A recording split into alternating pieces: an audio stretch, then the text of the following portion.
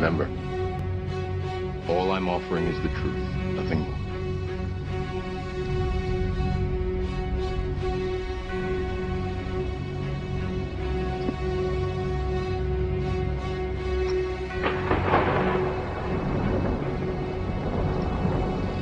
Follow me.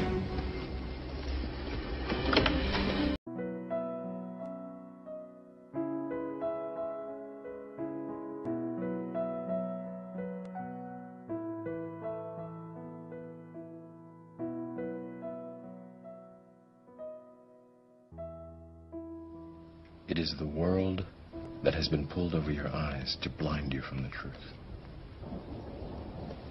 What truth? That you are a slave, Neo. Like everyone else, you were born into bondage, born into a prison that you cannot smell or taste or touch. A prison for your mind.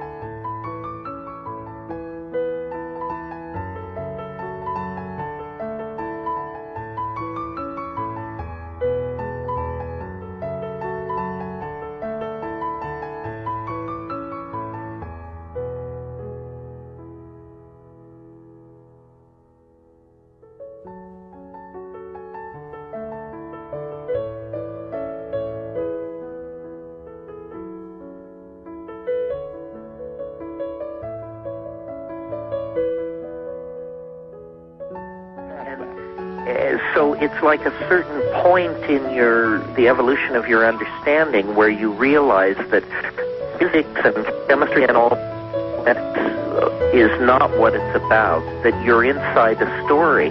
And I think the juice in that insight is that you can then try and figure out whose story is it? In other words, is it your story, or do you exist in this story to open a door for somebody on page 220, and is that it? And then, of course, the ultimate aspiration to become the author of the story. Imagine. It is the world that has been pulled over your eyes to blind you from the truth. Sensory forms are in the mind. Color, shape, sound, matter is a construct in the mind. Space and time are part of the framework within which the mind interprets its experience. Wave and particle are just models of the mind. It comes back to what Whitehead said. These are just qualities in the mind which we mistakenly assume apply to the external world. They don't. Out there we just have perturbations in the absolute, which consciousness congeals into this material world we see and then believe in. And what we're now discovering is, what physics is finding out, is the actual world out there is a non-local world. It's very, very, very weird, as Fred was pointing out, very, very weird.